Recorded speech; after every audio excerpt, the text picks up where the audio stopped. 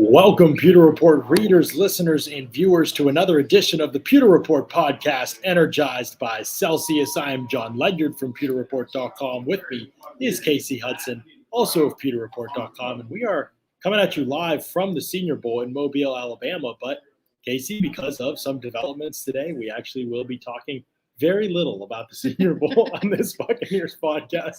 So ignore this video or this graphic that you see right here in front of us, because it's not going down this way, folks. I promise you, we are actually going to talk about Tom Brady and the retirement situation obviously going on with the Tampa Bay Buccaneers right now. It has been an eventful day, Kasey, to say the least. It's been an eventful 4 days if you really think about it. We've all just been waiting for the other shoe to drop, or just miserably hoping that he was going to just tweet us one more year.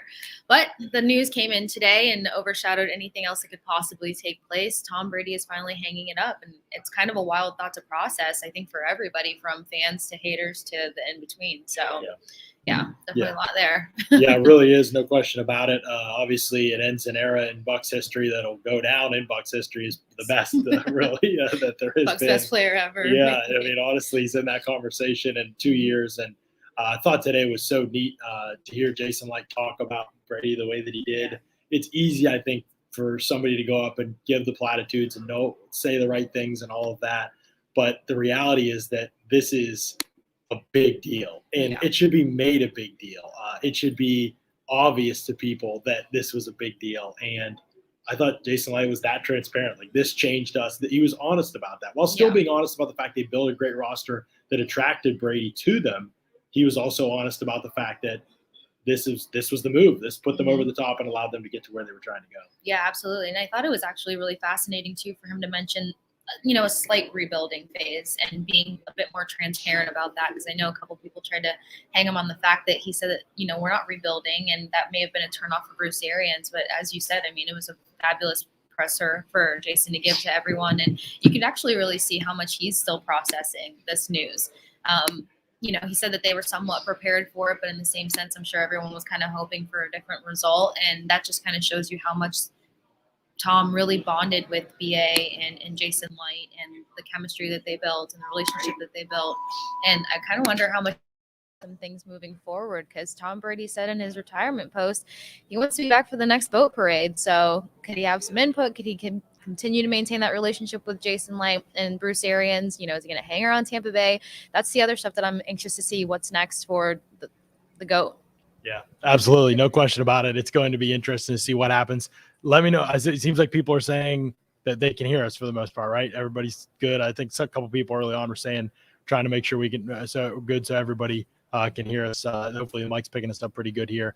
We're just kind of grabbing space and setting up here in the Renaissance Riverview Plaza here at Mobile in the Senior Bowl. And so appreciate y'all jumping in here and tuning in with us. Yeah, you're right, Kasey. I mean, the impact that Brady made in Tampa Bay, I don't think you can't really quantify it. I mean, again, a Super Bowl can quantify it. Maybe that's about the best way. Jason Light said it really well. I thought anything that he says about it is going to feel like an understatement. You can't really do it justice in terms of what he meant to the organization. But I thought Jason Light did a great job of, while he's being honest about that part of it, he's also honest about the fact that they've built a great roster. And that's really important for people to focus on. They built a roster that attracted Brady in the first place. He wasn't just picking any place. He was picking a place that he felt like he could go and he could win a Super Bowl. And he was right, because Brady's also a terrific eye for talent. But the Bucs were also right. They built the roster that won the Super Bowl. It wasn't just Brady. As important as he was, it wasn't just him. It wasn't like it was this trash roster and Brady just pulled him out and won a Super Bowl. That's not how Super Bowls are won. No Super Bowl's ever been won that way. It's all about the team. The Bucs have a really good team. They need to get better in a couple areas that are very doable this offseason. Are they going to win a Super Bowl this year without Brady at quarterback? It depends what they do. We'll see. I'm not rolling anything out at this point in time. Let's evaluate that when the time comes. But here's the important part. Regardless of if they take a step back, which seems somewhat likely this season, a lot of the NFC's there with them right now taking that step back. The other part about this that's so important for people to understand, I think, is that the Bucs have a chance to continue building and getting this roster better. It's young enough in a lot of key areas. Jason Light said it today, 7 of their 9 Pro Bowlers are under contract moving forward. That's a huge part of this. They have cap flexibility already. They're already under the cap, well under. The cap is going to keep going up. They don't have a quarterback that they're paying a ton of money to now. Brady's retirement, while obviously it's sad, is going to give them more space this year to be able to operate once they work out all the money details. They'll have at least 12, 13 million more to operate with probably this offseason. That could mean Jordan Whitehead comes back. It could mean Ryan Jensen comes back, maybe two of them. So there are a lot of options that this opens up for the Bucs roster to continue to get better. Then it's going to be about finding that quarterback so that when your roster's good, you can have or when your quarterback gets good again, you can maybe have a Joe Burrow situation, not where you go from worst to best, but where you go from being a team that, takes just a little step back this past season to boom, quickly with a young quarterback, roster around him's great. You're back in it, if it's a young quarterback in next year's draft, or, I don't think it'll be this year's, but next year's draft, or if it's somebody in free agency or via trade. I mean, things change every year. You don't know when that quarterback's coming. Nobody saw Brady coming 2 weeks before he came. Like, that's how quickly it can change. And the roster needs to be ready to appeal to that next quarterback, was what Jason Light was saying. That's so important. I think he nailed that presser. It was vocal leadership and understanding of team building at its finest. I felt like he laid it on the table for how this team can move forward realistically without blowing smoke. He showed that this team is ready to still be a good competitive team. They're going to need that quarterback. I don't know the timetable for that. Nobody does, but they're going to exhaust all options this offseason to find it. Well, I think you make a great point about pointing out Jason Light mentioning the fact that this team was more attractive enough to bring in Tom Brady. He also kind of alluded to the fact that if it was good enough for Tom Brady then, and then the key pieces that have come in since then, and what Tom Brady has established culture-wise and leadership-wise, there's going to be players that still want to come here in general. There's going to be guys that are going to want to step into that legacy and say Tom Brady played here, the same way that people still want to play for the Patriots. And look what the Patriots did when people counted them out. So I think it still makes Tampa Bay a very attractive team. I still think that there's a lot of key pieces that are a part of this unit. And I also think that, like you mentioned, with the wiggle room and cap space, there's going to be guys that they're going to be able to save, or who knows what the Bucs will be able to bring in. And I mean, as somebody who grew up watching the Bucs realistically before Tom Brady became a name or a factor associated with this team, I just needed somebody who's going to be that much better than Jameis Winston in the pocket. That's all I was asking for as a fan. And it's funny because earlier today, somebody pointed out I turned into that fan that just got selfish, but there are options out there where the Bucs can still succeed and have a pretty solid season ahead. And it's not, the Tom Brady show. So I think it's going to take a minute to really digest everything that Brady did, because, even before hopping on the pod, I'm just still looking through so much research and articles, and everything you can talk about, just it's not sounding off to how significant it really is and how much weight he carried here. I don't think we're all going to feel it until the season starts next year and you realize he's not suited up anywhere. Right. That's when it's really going to be like, holy crap, this guy had 84,520 passing yards. Who's going to do this next? Can anybody do it next? But if we trust anyone, it's Jason Light. He's just been so meticulous and so brilliant when it comes to making certain roster moves. And today we saw that there's still talent out there, and we can build in the right places with the right people and just keep adding to a team that's very special still. I mean, they overcame so much this year. Right. And with a lot of that being the leadership of Tom Brady, if there's something that was kind of resounding across the board with these players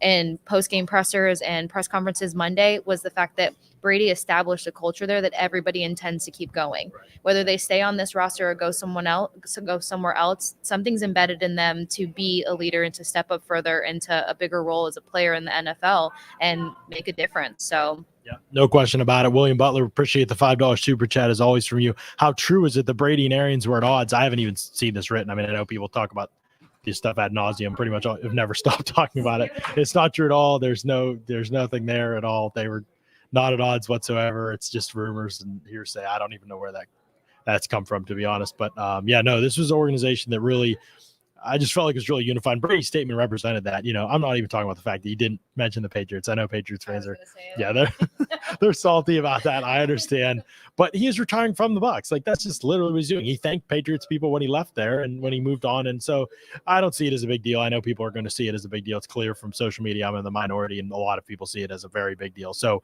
but more than anything, I think he's thanking the Bucs, and he was very sincere in the way that he thanked them, just talking about how important those relationships were with Bruce Arians, with Jason Light, and how the ability for them to take, for Arians especially, to run an offense that's been successful as long as it has, but to see that they could tweak a couple things and be even better with Brady and to take someone else's advice and allow that to happen. I think Brady just has a lot of respect for that. So I see them, very much everything just great terms. Everything just went really great. For all the drama people tried to create and speak into the relationship that was from the very beginning. Like they're never going to see eye to eye. They're never going to get along. The offense is never going to work. Yeah, exactly. Hand over the reins. Like, no, they had a dynamic that they created, and it's been firm ever since. I totally agree. Yeah. I even think that he had a different bond with BA than he ever did with Belichick. You saw a whole different side of Brady, and I don't think he would ever show that or be even that much more vulnerable to the public if he wasn't on good terms with BA. Yeah, I completely agree. One of the key things that Jason Light said, Joey Knight asked the question. He said the whole world knew what you were getting when you got Tom Brady. And Jason Light kind of interrupted him and cut him off and was like, well, not the whole world, because there are a lot of haters and doubters out there. We go back and pull a lot of receipts. People said a lot of things like you're better off with Jameis, like those. So the Bucs actually downgraded quarterback. Those were not fake takes. Those were real takes that people had, Kasey Hudson. They really happened. Just because they did not like Tom Brady. I mean, that Patriots jersey was poisonous to a lot of people. Those were real things that people said. Was about that. So, he's like, no, not him, anybody else. Right. And then he gets here, and then she texts us today, and she's like, he won my heart over and ripped it out of my chest. So if that goes to show how some haters or some, Bucs fans actually felt, it's just been an emotional roller coaster. You can't hate this guy. Yeah. No, you can't. It's been an awesome ride. And again, the things he was able to do, especially in the face of so many people saying that it wasn't going to work and that there would be all these problems, there'd be all this division, even as they were being successful, even as they were winning a championship, even as they were being successful this year and ranking at the top of the league in offensive categories, and Brady setting numbers that even he hadn't set before. And, all these things, people are still saying this stuff like, oh, there's divisiveness, he's going to leave. No, it just was all fake. It's all new, stuff that people were creating out of thin air, basically, to get reactions. And so in the face of all that, at his age, to do what he did coming into I'll never get over Tom Brady winning a Super Bowl last year. Like, it was unbelievable that he came into a new situation with, he didn't know terminology most of the year, coaching, scheme, all of that stuff there was a lot of new elements to it after so long in another system, to go to another place, to play at the level he played at, win a season that a lot of people refer to as disappointing. Again, the bar for him just galactically different than any other quarterback we've ever seen. Totally unfair the way that a lot of it was talked about. But I think those of us who got to see it here in Tampa firsthand every week, we knew the level of difficulty in this offense, especially. This is not stepping into Kyle Shanahan's offense as a quarterback. We've talked about, and we'll talk about quarterback options in a second, but we've talked about how laughable the idea of Jimmy Garoppolo stepping into the Bucs offense would be. Like, I mean, it's hilarious. Like, honestly, even though I believe Jimmy's a better quarterback than Jameis, schematically, like, I'd rather have Jameis than Jimmy again. Like, it's just not in this offense, the fit just isn't there for him. But for Brady to be one of the unique players who could be a fit for, to step into it in the face of so many people saying it's not a fit, it's not going to work, and to be a dominant, big-time throw, deep ball thrower, vertical attack passer, as well as incorporating all the elements. Strength had gone out. They wanted his vision tested. I mean, there were so many things that basically arm strength stuff is just completely hilarious, because if people actually watched his 2019 tape, it was just wasn't there. Like, it didn't happen. Like, his arm was fine.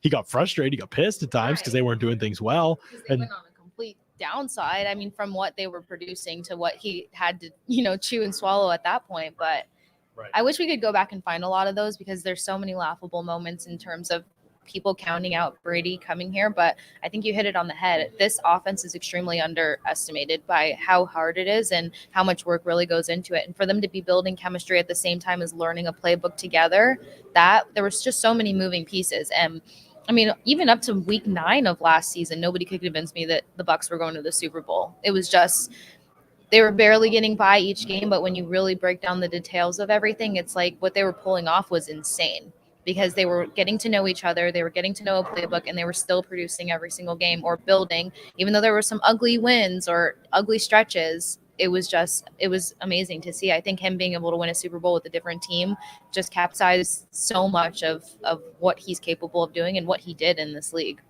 Absolutely. And we've got a question here. Kyle is saying, John, you've talked about Brady. We appreciate the super tattoo, by the way, Kyle. Thank you. You've talked about Brady retiring, adding cap space. Every report I've seen says his retirement raises his cap hit by $6 million. Where are you getting that? I'm not sure where. So the specific numbers you're talking about, Kyle, I can't speak to the specific numbers that you're talking about necessarily, but I'm saying, like, the cap is not the way it's going to look when Brady retires post June 6th or whatever it is. Like, once that happens, like that's when they'll process the retirement. So it's just all paperwork basically and getting the money taken care of with his agency. Jason Light said today that will be easy for them to do. They've already talked about it. That will be easy for them to do. So it's basically about how they recreate things in the wake of him without getting too technical. And I can bring in Brad Spielberger to talk about it. I've already texted with him about it. That's how I know, by the way. I'm not the smart cap guy. I ask the cap guys who talk to NFL people all the time. And so they've been the ones that have let me know this because I didn't know this stuff before. And so basically they'll restructure kind of what his situation looks like so that they shift the money around so it opens up cap space for this offseason. So Brad told me it was 12 to 13. I'm actually – we talk a lot, so I'm trying to find his exact quote. I'll see if I can find it while we're talking. But I think that would be a factor. So if he does retire, it'll open up space for them this year to be able to spend. The other thing people are talking about is they're talking about the Bucs cap and how they've handled it that I'd like to point out, and I think this is really important. Kasey, the Bucs have not. So I asked Scott this day. I actually called him while we were here in Mobile. I was like, Scott, when was the last time the Bucs signed a bad free agent like contract? And he said Chris Baker and Deshaun Jackson. I said, when were those? Those were in 2017. Since then, Shaq Barrett, Ryan Jensen, and Ndamukong Suh, Jason Pierre-Paul, Leonard Fournette, Gronk, and Antonio Brown were obviously Brady moves. Right. You know, I get that those were Brady oriented. Fournette was not, by the way. Coaching staff wanted him here. Giovanni Bernard, like on and on and on. But guys in season, Ross Cockrell, who played key roles at certain times, Pierre Desir, who played key roles at certain times, and weren't. But yeah, Andrew Adams bringing him back. You know what I mean? Like fringe roster pieces that you need for a game or two to keep you going. Everything that they've done over the last 5 years has been terrific. Like the draft, put it up against any team in the league over the last 5 years. Any team in the league. In fact, if that 2017 if Howard hadn't been riddled by injuries and Justin Evans and Kendall Beckwith hadn't been lost after really promising starts to their career, they could be standout players. Like Jason Light, in terms of what he can control, has drafted extremely well, has built through free agency extremely well, not spending big and not spending on bad players in free agency. He's been smart. He's learned from early mistakes like Baker and Deshaun Jackson and Vernon Hargreaves and Roberto Aguayo. Yes, it was bad early on in some stretches there, even though he found some good players there too. And the Jameis thing, I don't want to hear about. You took him number one overall. Everybody would have done that. He was better than Mariota. He did everything he could to build around him. It didn't work. He produced in Tampa. He did. Like he couldn't get past the one thing that had always plagued him. It's still a good pick from a process standpoint. If you get another opportunity to take a quarterback like that, you take him and hope that quarterback can cut down on mistakes like a lot of quarterbacks have. Jameis never did. So anyway, I say all that just to say, Kasey, that the track record here is really strong with what they're trying to build. And it will be hard. You know, some people are calling the last draft a dud already. This makes no sense to me. Joe Tryon-Shoyinka was encouraging rookie season. If he just literally doesn't miss tackles, he's got like a 6, 7, 8 sack rookie season. Who isn't taking that at a part-time role? He looks – the ceiling in terms of what it looks like can be great. Reps either. You know, I think the Pewter Report team has talked about this all season where game after game we were like, okay, it's going to be Joe Tryon-Shoyinka's time. He's going to have more reps this game. He's going to have more reps this game. There's so much faith in JPP and to be behind a guy like that. And JPP is a grinder. So, you know, this coming season, who knows what's in store for him. And it's going to be a big offseason. Let's not forget that the Bucs didn't really have a realistic offseason. And in the past 2 years dealing with COVID protocols and coming back and having those outside exteriors that kind of play a larger role, we don't know what a real offseason is going to look like for the Bucs. That's going to really help translate a lot of these players' game to go to the next level in this upcoming season. But I have a lot of faith in the rookies that have come in this year and what they've dealt with. And if any player has learned anything on this Bucs roster in the last year or 2 years, not only just underneath Brady, but in general, is adversity. These guys learned how to overcome and keep pushing forward. And I've challenged that next man up mentality a lot, because if I'm not impressed right away, then my attention span's gone. But I'll be the first one to admit sometimes I don't give enough credit where credit is due. And this entire roster deserves a lot more credit. Yeah, no, completely agree with you. It's well said. Also, it would be well said to let everybody know that today's podcast, as all the Pewter Report podcasts are brought to you by our friends over at Celsius. Celsius powers active lives every day with essential functional energy. And the best part about it is you can get some of this great Celsius energy for yourself as well. You can go to Celsius.com, click on the banner, or use the store locator to find out where Celsius is sold near you, or you can use the banner ads at pewterreport.com or do the Amazon subscribe and save option. Get it coming to you automatically all the time. Tons of great flavors. I've a peach vibe has sustained me through this Senior Bowl schedule, which is absolutely grueling the first 2 days. We've not been nonstop on top of the normal schedule. Tom Brady retired. I don't know if you've heard. So that's another aspect we've had to deal with today. So been rocking the peach vibe. We'll continue to rock them down here at the Senior Bowl. It's been terrific to have Celsius, and it's no sugar. It accelerates your metabolism, burns body fat. It's essential energy, and it comes in a variety of awesome flavors. So make sure you check that out as well. It's really good stuff from our friends over at Celsius for sure. Kasey, we have talked a little bit about this roster and the way that this team's been built. I want to make sure we get to all the super chats that are up here. Matt, by the way, if you see these, you can throw these super chats when they come up here, and we'll try to talk about these as we go. Matt's doing some amazing producing for us, and he's also going to be on the show here very soon. People already want to talk. Darden is a bust. Darden looks like a bust. Darden does look like a bust, no question. No GM in the league is hitting every pick, though. That's what I'm trying to say. Like, the standard can't be impossibility. Jason Light's not going to meet that. Look at his draft against any other GM in the last 5 years. I've looked at all of them. I've already done this research. If people want me to write an article, I'll do it. I'm not saying everything the dude does has been perfect. I'm just saying he's better than every other GM at drafting the last 5 years. He'll have duds again, like especially picking near the bottom of the draft. That's tricky. Like if you do that consistently, you end up, the Patriots did a ton. Like they had picking at the bottom of the draft, and it was hard. It gets hard. You miss out on the can't miss players when you're a little bit further down in the draft. So there are elements to this thing that's challenging, and it's more challenging when you don't have any obvious roster holes and you don't know what's net. Like, is it going to be quarterback? Is it going to be Gronk? Is it a tight end that retires?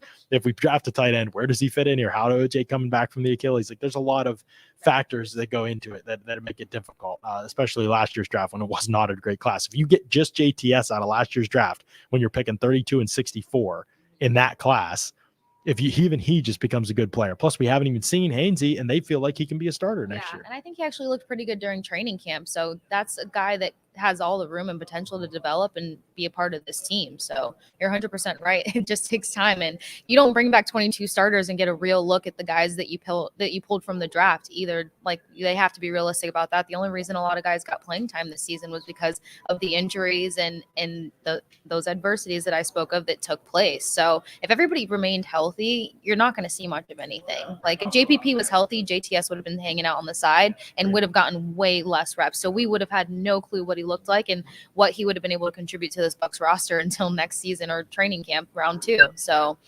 no, it's a big factor. Yeah, great point. It's so important when people call last year's draft was a dud or all this stuff. How are we supposed to know? Like, Tom Brady plays quarterback, knockout Trask. We saw him in the preseason. Like, yeah, that was mostly bad, I thought. And everybody knows I'm not a big Trask fan. I wasn't a big Trask fan coming out of the draft, to be honest. So, like, I can stick to that pre-draft eval and say I have my doubts, and I do for sure. But you can't say he's a bust based on what we've seen so far. We just haven't seen anything. Yeah. Like he has to do stuff. And same with Robert Hainsey. Like, that could be a starter on the O-line next year. But this year, those guys played every game together, basically. So, like, it's really hard to say that he's anything yet. We just don't know. And we know that he grinds like crazy, and we know his body's starting to fill out. That dude absolutely worships football. I mean, every training camp practice, he's running sprints when he's not in on a play, like behind the lines. I've never seen that, Kasey. He's like, just ready to be mobile, which is a great thing, a great quality to have. Somebody who's just ready to dive on in. But yeah. I totally agree. Right. He's fanatical about football, basically. And that's what you want. So we'll see what happens again with Hainsey. We'll see what happens with JTS. But if you get 2 good players out of that draft, where you were picking at in the draft with 32, 64, 96, every GM in the league would take that with that draft location. Everybody would take that. And if JTS becomes as special as his traits could be, I'm telling you, the rest of the league's watching JTS this year, watching him move, listening to him answer questions, hearing about his football IQ like we have, being able to talk to him like we have. And they're saying we probably missed one, like him getting to 32. We probably missed one. So Bucs fans can take that for how it is. Doesn't mean he's going to be great. We'll see. It just means that, like, right now, it's impossible to see that as negative, I think. Still have faith. Yeah, still have faith for sure. Leo says with the $5 super chat, appreciate this, Leo. Rodgers should choose the Bucs over the Broncos just based on division. One faces Mahomes, Herbert, and Carr. The other is a dumpster fire. I completely agree with you, Leo. If Rodgers is just trying to go to the best place to win a Super Bowl next year, the Bucs should be at the top of his list. But that's not the only consideration for Aaron Rodgers. Going back to the Packers in a familiar situation with Devontae Adams is a consideration. Going to the Broncos, where they have a good roster, not as good as the Bucs. Going to the Broncos, trying to do what Stafford and Brady did over the last 2 years. Going to a roster that's good, not as good as the Bucs or the Rams were, but we'll see. They have a long offseason to get better too. Going to those situations with a coaching staff he's familiar with and loves, That's a big deal for Rodgers. And last thing I'll say, I know you have thoughts on this too. I said on another show, it's a big deal for Rodgers that Brady came to the Bucs, won a Super Bowl, and was that successful at back-to-back years like that.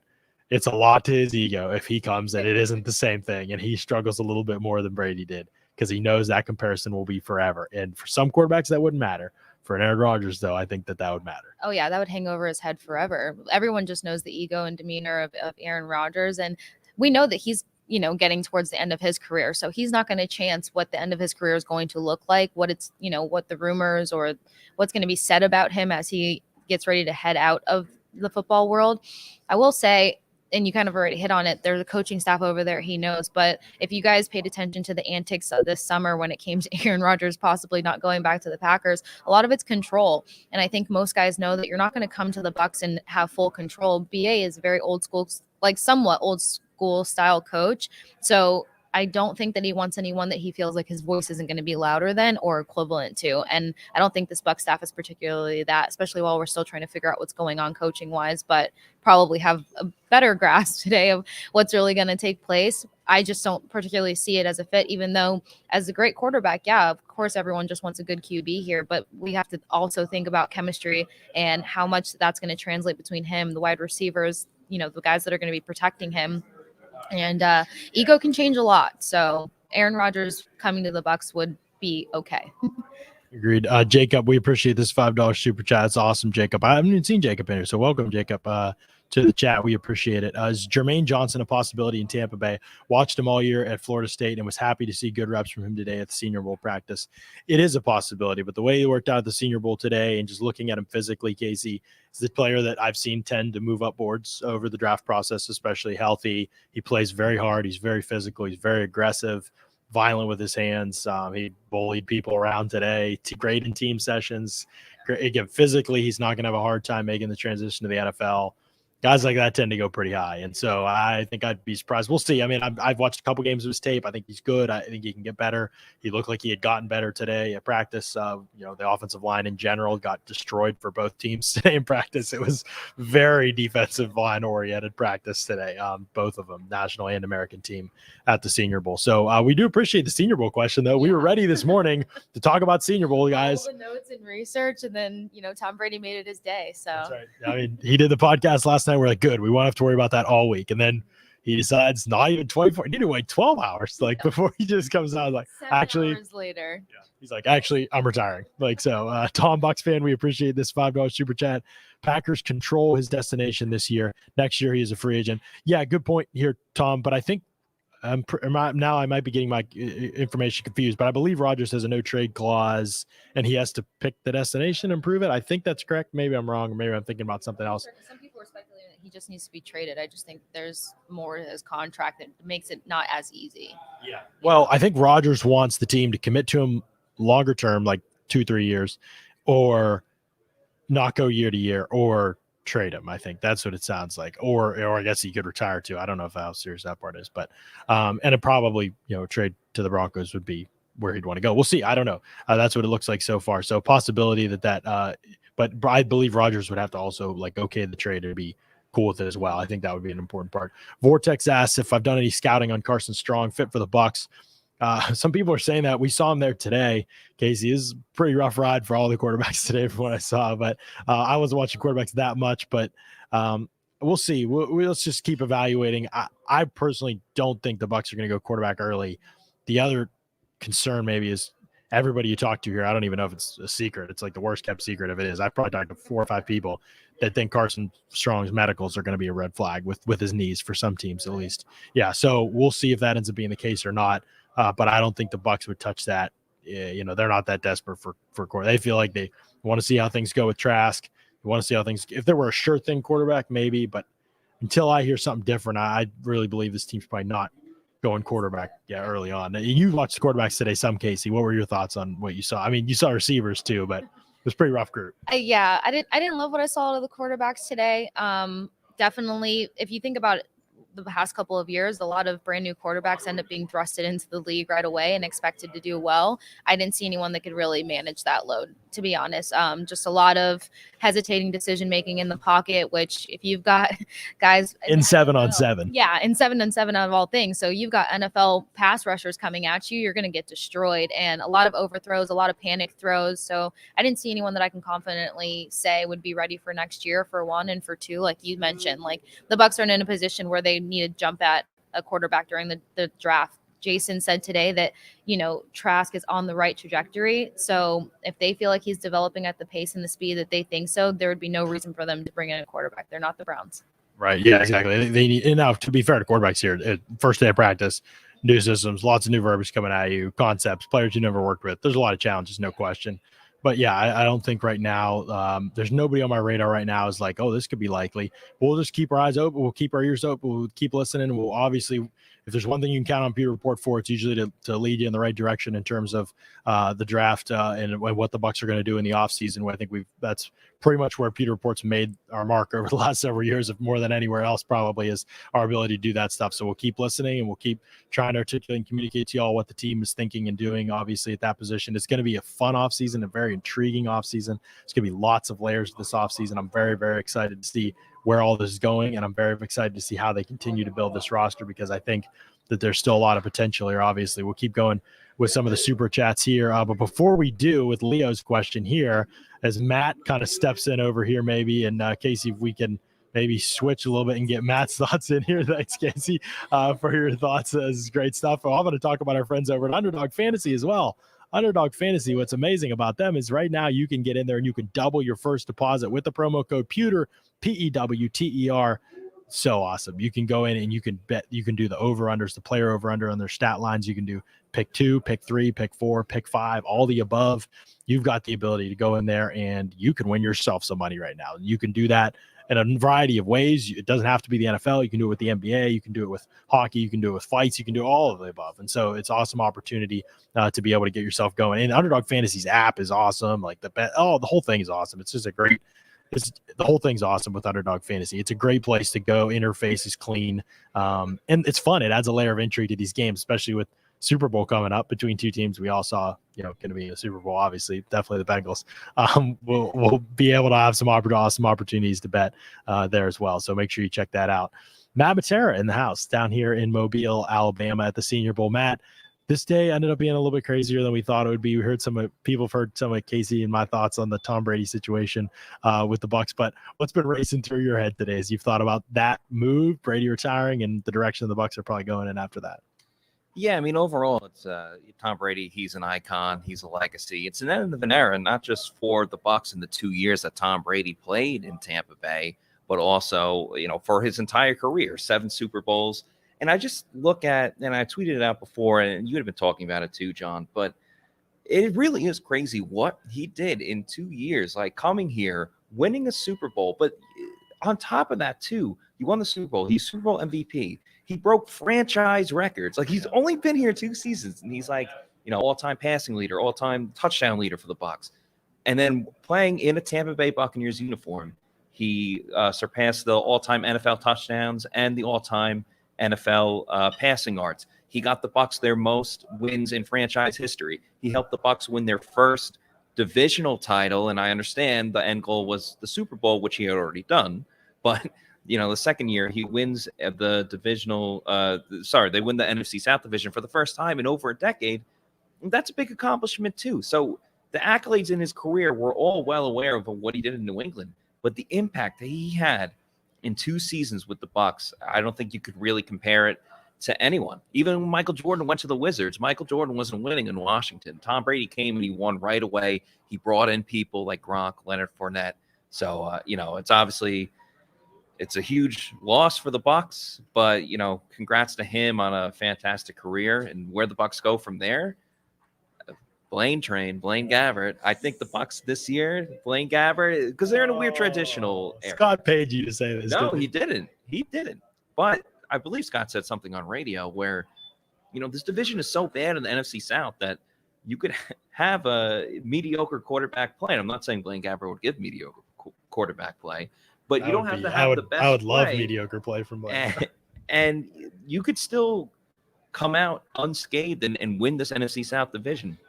There's a lot of hypotheticals out there, but a lot of them come with the Bucs having to, conjure up a trade where they're going to lose draft picks, and I'm sure they would for, someone like Russell Wilson or Aaron. Obviously, they'd give up a lot of draft picks for, Aaron Rodgers or Russell Wilson, but realistically, that probably won't happen. Or they're going to have to pay a guy who's already getting a big salary somewhere else, like Derek Carr, Kirk Cousins. It's not, it's not as easy, but they do have in-house options with Blaine Gabbert. I don't really think Kyle Trask is ready going into his second year. But these are the cards that the Bucs have dealt. However, every single Bucs fan would sign up for what just happened over the last 2 seasons with the Super Bowl. No question about it. Leo, John, why do you think Jimmy G would struggle? We appreciate the super chat, Leo, for sure. 2 big things in the Bucs offense that are really, really important. You have to be willing to make big-time throws down the field. Sometimes it's going to be tight windows, or it's going to be a window that's closing because you have to process those things quickly. Throw with anticipation down the field. You don't necessarily have to throw with that much anticipation on shorter underneath routes, but down the field, it has to have with anticipation. Nothing stays open that long. You have to be able to process where defenses are and release the ball at a certain time consistently. That's Jimmy G's worst trait, in my opinion. He throws in breakers. He's short to intermediate. He doesn't throw outside the numbers. It's a vertical offense outside the numbers in Tampa Bay. He had, I think he was among the lowest of all quarterbacks last year in big time throws into tight windows, high degree of difficulty throws. Brady was at the top of the list both the last 2 years. Physically, they're just totally different quarterbacks in terms of their arm strength, but also the other big thing is totally different quarterbacks in terms of their willingness to make tough throws. It's just not what Jimmy G has done in his career. He's always been hesitant on those throws. Kyle Shanahan's built the offense to revolve on his weaknesses. Arians would not do that. I mean, it wouldn't be a fit at all, but, hypothetically, if Jimmy were here, he would be asked to do harder things at the quarterback position, physically harder things at the quarterback position than he's ever done before. There's also the aspect of managing pressure in the pocket, getting off of those vertical reads to checkdowns. That's what made Brady so effective at times. He could get off those vertical reads and know it wasn't going to be there basically right after the post snap. So he could get the ball to checkdown so much quicker. It allows him to pick up yak. So instead of getting to it late and being in 2nd and 10, getting no gain, 1 yard gains, 2 yard gains situations, now you're getting 4, 5, 6, and you're manageable down and distances. Those plays never will make the highlight reel, but it's part of the reason why Brady's offenses have always increased in efficiency, because he constantly kept you out of bad downs distances by not taking sacks and not taking minimal gains on those downs. When he was allowed to throw the ball on first down, Bucs were the best first down passing team in the league, and that's something you'd lose with Jimmy, who isn't even asked to do that very often in San Francisco. Yeah, and I think that's one thing that's a good point that is going to get overlooked a little bit, just how much better the offensive line was with Tom Brady here, because he gets the ball out so quickly and so efficiently. And you even look at the last couple of games, Tom Brady, when he got sacked, it was on 3rd down, but they were moving up the field on 1st and 2nd down. So I think, you really have to consider that type of situation. For me with Jimmy G, I always think of okay, he's got some good qualities that you can work with and win games. He obviously went to a Super Bowl. Granted, a lot of other things were around that, but I look at that, that playoff game against Dallas in the 1st round, and sure, everyone's going to remember that Dallas couldn't get the ball snapped and because they ran it and everything didn't work out there. But remember, Dallas got back into that game because Jimmy just had an egregious interception where he rolled outside, probably should have thrown the ball away, but had a guy open, egregiously overthrew it. And I just feel like once every game, Jimmy has that just complete lapse in judgment, which Bucs fans have seen with the quarterback Jameis Winston prior to Tom Brady. And Tom came in and changed a ton of things. And I don't think the Bucs really want to revert to that type of situation again, where sure, Jimmy can do some good things, but ultimately he's going to make that one big mistake that has hurt the team or almost hurt the 49ers in that situation. But again, they're going against the Cowboys, and the Cowboys are the only other team that gets in their way more than anyone else. So when I think of Jimmy G, that's really what comes to mind for me. Jacob with a $5 super chat. Would you agree with Jason Light that Kyle Trask would be at or near the top of this year's board for quarterbacks? I've taken very, very loose looks at the quarterbacks in this class. I have not done any extensive studies. I probably will not do any extensive studies unless I know that the Bucs are seem like they're actually going down that path, that they're bringing people in for visits and seem like they're the combine, everybody's talking about it. Okay, then I'll take a look. I'm going to take looks at obviously the quarterbacks. I've seen some of them live and a couple of them watching games of tape, but everybody that I trust talks about this quarterback class in a very similar light in terms of there being a couple maybe big development, long shot guys or low ceiling guys that could be low end starters, preferable backups. I don't remember a class that's so universally considered in the same light right now. Like right now, that's just the universal opinion on it. Every quarterback expert I talk to. And now, after today, it's funny that we get this question. I talked to several more people plugged into the league today that have heard from people in the league that said that if Kyle Trask were in this class, he would be QB1 in this class. There you go. That's crazy. Like QB1 in this class. I wouldn't even put him in that conversation in last year's class, and I don't think anybody really did put him in that conversation. But that tells you the idea of what – that's a couple people I've heard from now from people in the league about where this class is viewed and how Trask is viewed in comparison to it. So that is part of it. It is true, Jacob. That doesn't mean the pick last year was a good one, although it's 64. It's not like they took him at 32 or even in the first round. 64 is quite a ways down the board. That's a late first round pick, so that deserves, or late second round pick, that deserves to be kind of considered in that light too. It's most of the time, by the time you get to pick 64, most teams' second round graded players are gone at that point. They're off the board at that point in time. So you are not necessarily drawing from a pool. Teams have less than 64 first and second round grades. In fact, in a lot of situations, teams have 64 players on their board. Patriots were notorious for having very few players on their board. There's other teams that do that as well. So fans have to think about it in that light. Like that's where the picks are coming in. That's where some of the stuff needs to be considered in terms of the value of it compared to other quarterback picks that are meant to be in first round busts, like early seconds or even any time in the first round picks for quarterbacks. So we'll see what happens with Trask, but that's where the league kind of views him in comparison. Now we just have to see the guy play. We have to see him play with real weapons, with the real offensive line. We haven't seen any of that. So that's the big thing for me really is one, like, do you want to be considered the best of like the worst, I guess, in that situation? Yeah. And does it make you feel any better that he would be one of the best ones for this year? But I agree. At the end of the day, you're essentially taking a third round pick when you selected Kyle Trask last year. And I'm still like, I'm going to keep an open mind with Kyle Trask, but I think the issue is, again, we only saw him in training camp and in the preseason. There were times, in training camp and also when he's playing in games where, Ryan Griffin still looked like the better quarterback. And that's understandable when you're talking about a guy that just got into the league.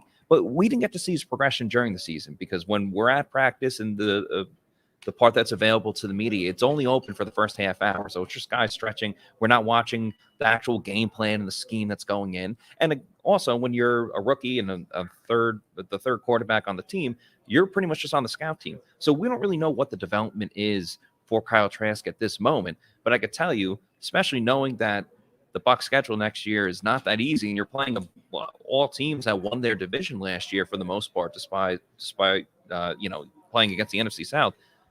I don't know if I want a second-year quarterback going into that because I still think this team is very talented enough to make the playoffs. Again, from what we talked about with the NFC South being so bad, you still have to put yourself in the best chance to win. I just don't know if that's Kyle Trask yet. I'm not saying he couldn't be the future quarterback, but I don't think he's the immediate future quarterback. So that's the situation the Bucs are in. Right. Yeah, it's a tricky situation because it's not like they can afford to have, like, Trask could step in for some rosters and he could develop along with the roster, and that might be fine. But the Bucs might be looking at options like, we want to contend this year. We want to win the NFC South for sure this year, put ourselves in the mix for the playoffs. If an injury happens or if something, Jimmy Garoppolo was in the NFC Championship game. Like, they're going to look at it that way. They're going to say, like, okay, there might be an ability for us to get there. I don't know if that's a realistic way to look at it. I'm just saying how they'll probably see it. So that's a consideration here as well. Matt, I have to ask you, Elliot brings up a great point. You're Robert Sala's friend after today. Walked past him twice. We had a moment. We had a bond. We both said hello, looked each other in the eyes. We're on to big things. I think could start turning things around for the Jets next season. We shall see. But we shared a moment. It was a nice moment, and one that many people here are talking about here in Mobile. Mostly just John and Kasey. But that's true.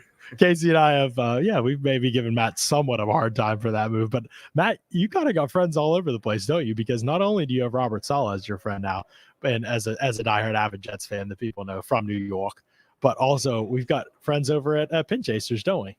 Absolutely. Love Pin Chasers. We just had the Pewter Bowling League and ended in December, which is now, 2 months ago, which seems crazy. But just because the Pewter Report season is over and it'll be back in the spring, that doesn't mean you can't go to Pin Chasers and have a great time. It's awesome to go and bring your friends. It's awesome if you have a family, you want to bring the kids out for a night. They have different events literally every single night. They got all you can eat pizza on Tuesday nights. They got all you can bowl on Thursday nights and $1 Miller Lights. It's an absolutely great deal. You can go bowl, watch some sports, enjoy some beers while you do it. They have multiple different locations, and their grill is very underrated. They have all different types of foods. You can have breakfast food as well too.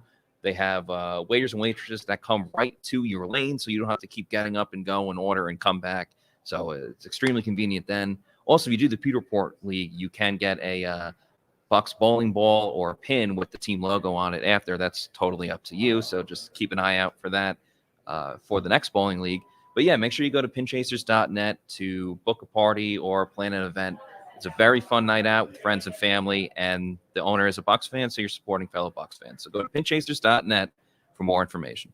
Absolutely great stuff there. No question about it, Matt. We're going to get to the quarterback options for the Bucs here to close out the podcast. And I'll have more in an article coming at some point, hopefully tomorrow, about that as well. But I want to get to Jacob's comment here. Tight end looks especially skinny now without Gronk.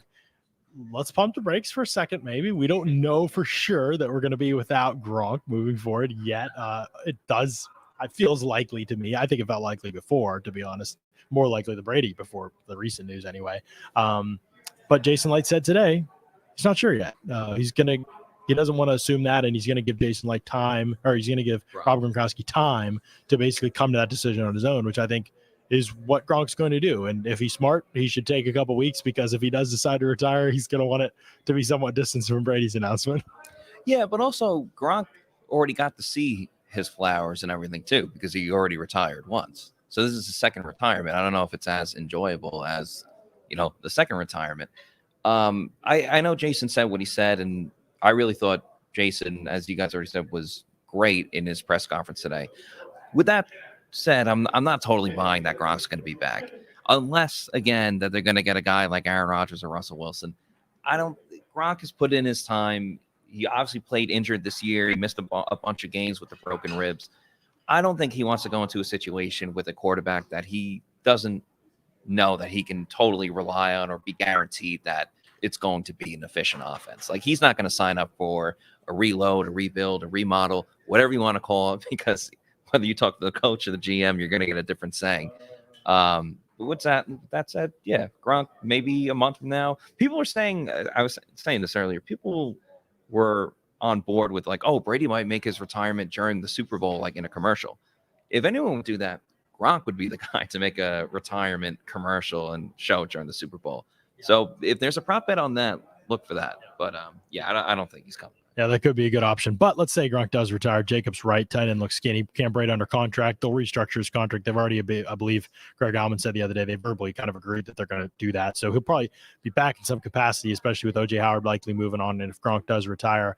But my personal opinion, Jacob, is that this offense I would rather than find a wide receiver 3 and a wide receiver 4 and be really effective and deep at wide receiver than try to find a difference-making tight end. There are only a handful of difference-making tight ends in the NFL, and the reality is that, like, that's not you can get by without one in an offense. Like, you can. And if the option becomes available at some point to get a great tight end, whether it's in the draft or free agency or whatever, it's unlikely to be in free agency, then okay, go do it. Like that. Okay, I'm open to that. But there are just very few options, especially for an offense like this. You need to be able to block too. So Mike Gesicki doesn't work in an offense like this. He's never even plays in line. So you have limited options when you look at the free agency pool. What I would do is I would get good blockers and capable red zone threats at tight end for cheap.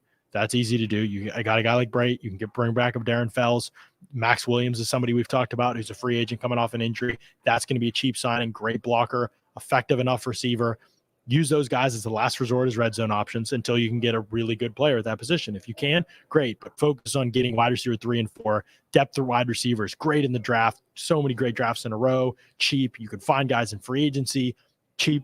It's just a totally better way to go, in my opinion. Focus on building wide receiver 3 and 4. Get blockers to be able to run your run game and your offense effectively. Provide extra protection on passing downs effectively, because you're not going to replace Gronk in the passing game. That's not going to happen. So find ways to replace his impact in the passing game at wide receiver and use blockers to impact and change and replace his impact in the blocking game here. I want to keep going. Vortex, by the way, good tight end draft, by the way. And that's a position that could fall. So you can see good tight ends at the end of the first round. Got to make sure we mention that. Some good tight ends here in Mobile too. We'll be talking about those tomorrow on the show, at least for sure. Vortex, appreciate the $5 super chat as we're getting ready to wrap up here. I know it's very early on. Who do you think is our 2022 starter? And if it was up to you, who would it be? Thanks for the great work, by the way. Appreciate the super chat and appreciate the shout out, Vortex, and appreciate you always being in here, to be honest, supporting us and watching the show as well. I don't think the 2022 starter's on the roster. I don't know who it is. I don't know that it's going to be Aaron Rodgers. I don't know that it's going to be Russell Wilson. I know those are the names people want to hear. I don't know whether that's likely or not.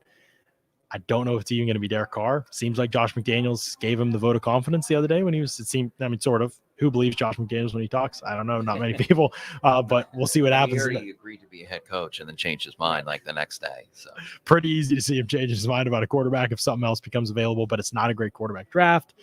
I just don't see a compelling reason for the Raiders to move on from Derek Carr at this time. He played well last year. They just made the playoffs. Yeah. They just made the playoffs. Players respect him. He's obviously a good leader. Again, I don't think it's going to happen. Matt Ryan could be an option, but I don't think he's going to trade it in the division, obviously. So that complicates things.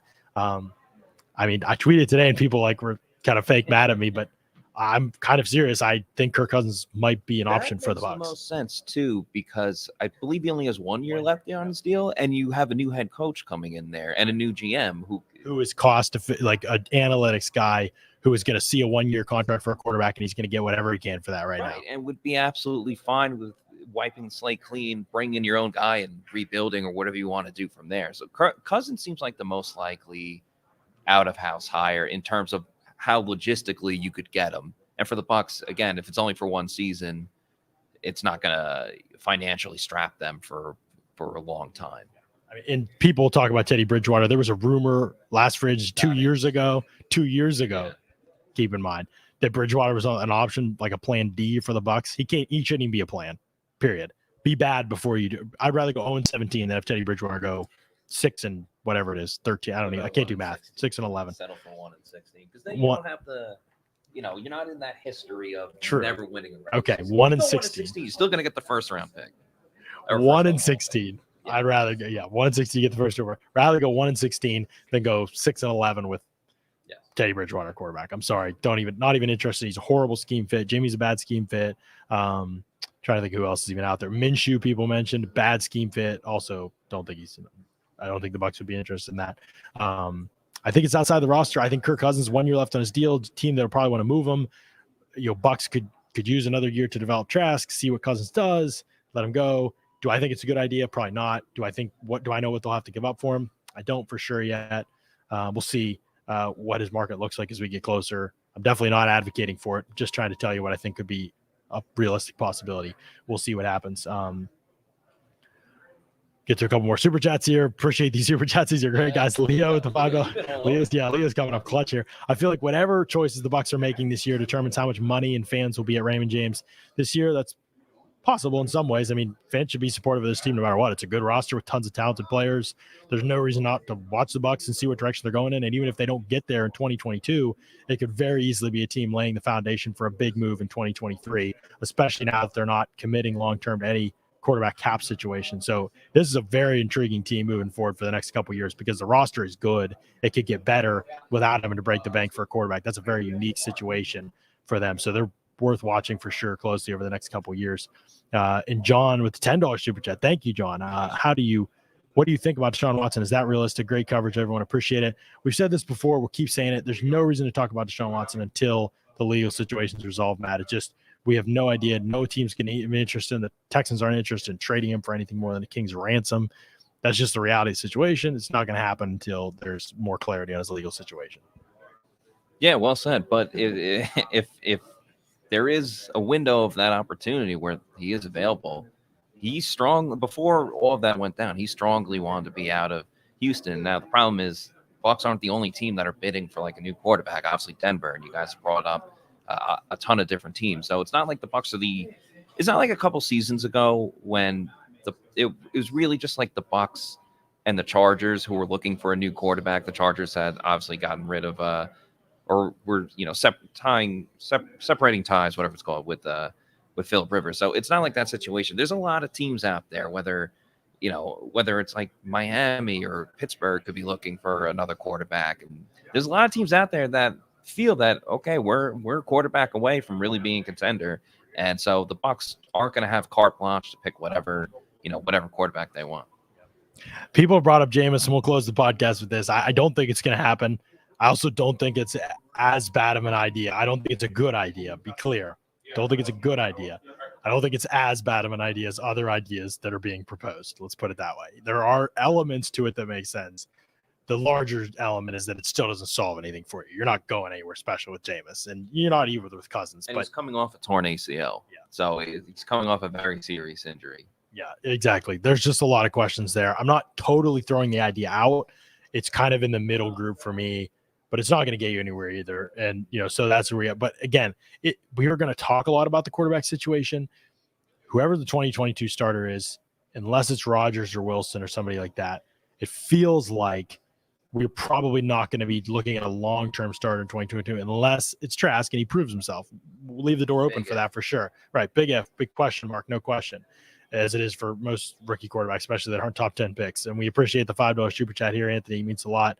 I think the big question for the Bucs is going to be how good can you get the roster this season when the expectations are low? How much can you get these guys saying, you know what? Nobody thinks we're going to win now without Brady. Let's play pissed off football and raise their games. And Brady's not there to save you anymore when you don't play well. How much does that respond to guys raise their games and guys want to come back to prove that? They've got flexibility. They've got roster space. They've got future cap space as well to be able to build a really good roster, a contender. The front office is good. The coaching staff's good. Players like playing for this team and this organization. That's going to matter a lot. Yes, the immediate future won't be as good without Brady, but the long-term future for this team is still very bright, in my opinion. The biggest question mark is quarterback, and it's what they still have to figure out. And if you don't have a good quarterback, you're not going places. It's just the nature of the NFL.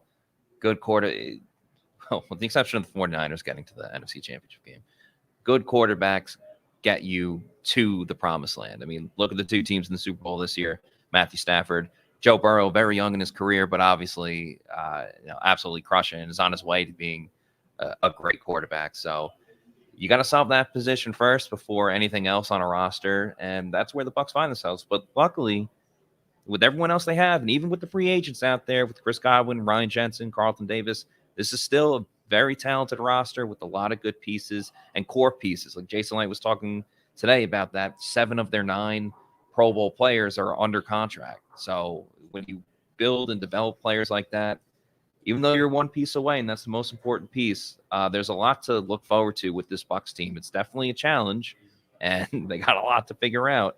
But it's not all doom and gloom. There's a lot of good things about this team. It's just about finding the next quarterback. Yeah, no question. What's up, Nate? Glad to have you in the chat, obviously. We appreciate y'all for tuning in. We'll talk more about the Senior Bowl tomorrow, I promise, unless somebody else decides to retire for the Bucs, and then maybe we'll have to talk about that. Yeah, Gronk might, so we'll see what happens. But we'll promise we've got lots of Senior Bowl to talk about. We'll have stuff written on the site too, but felt like we needed to obviously talk mostly Brady on this show. We appreciate y'all. Everybody, before you leave, hit the like button, give us a thumbs up on the way out, spread the word, share the link if you can on the podcast. We greatly appreciate y'all doing that when you get the chance to do it. Obviously, it helps us out a ton, and y'all have been great. So make sure you check that box for us and hit that like button. Make sure you're subscribed as well to the Pewter Report podcast. As always, we appreciate y'all. We love y'all. Thanks so much for tuning into another edition of the Pewter Report podcast. Out.